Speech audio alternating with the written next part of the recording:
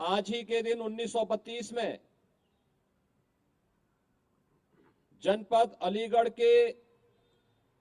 एक छोटे से गांव में एक सामान्य किसान परिवार में सरदेव बाबूजी का जन्म होता है। बचपन से ही, बाल्यकाल से ही देश की आजादी की लड़ाई को देखने का और ये देश आजाद होगा, स्वतंत्रता के इस बोध और भावी भारत के निर्माण में हमारी क्या भूमिका होगी, इन संस्कारों से उत्प्रोत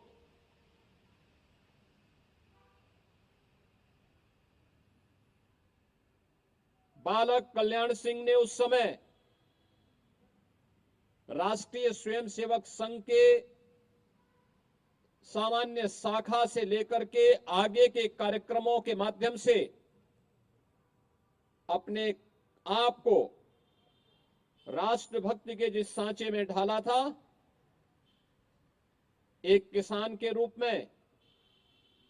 एक शिक्षक के रूप में, 1977 में प्रदेश के स्वास्थ्य मंत्री के रूप में,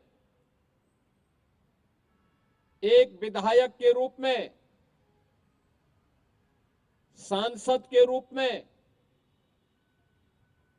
2 बार प्रदेश के मुख्यमंत्री के रूप में और 2 राज्यों के राज्यपाल के रूप में उनकी कार्यकुशलता,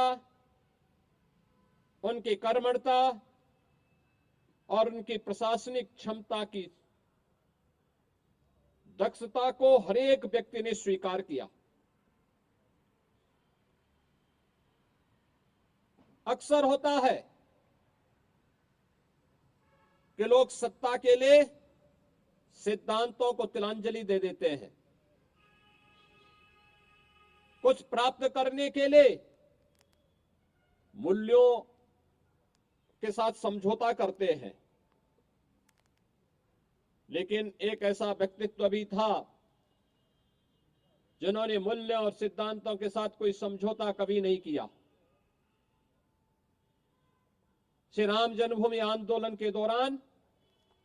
और उसके उपरांत भी प्रदेश की राजनीति को एक नई दिशा देने,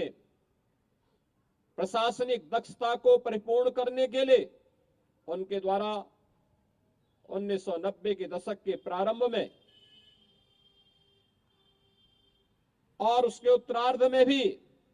जो प्रयास प्रारंभ किए गए थे,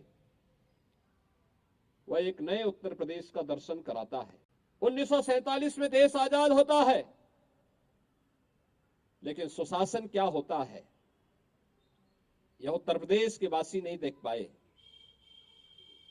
इसका पहली बार एहसास लोगों को तब होता है जब प्रदेश में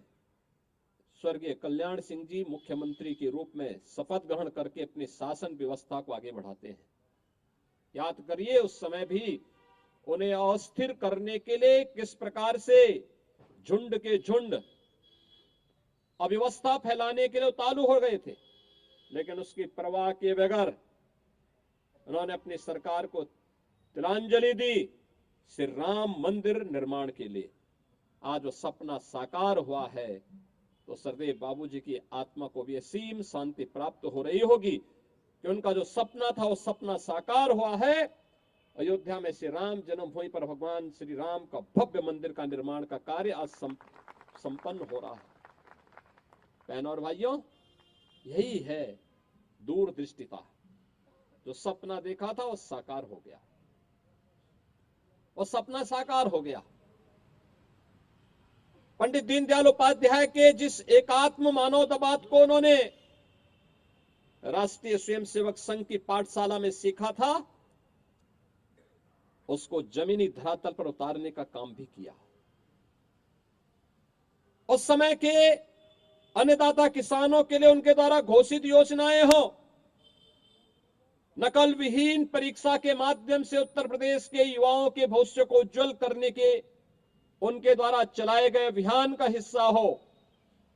या शासन की शुचिता और पारदर्शिता कैसे होनी चाहिए, यह भी लोगों के लिए उदाहरणीय है, अनुकरणीय है।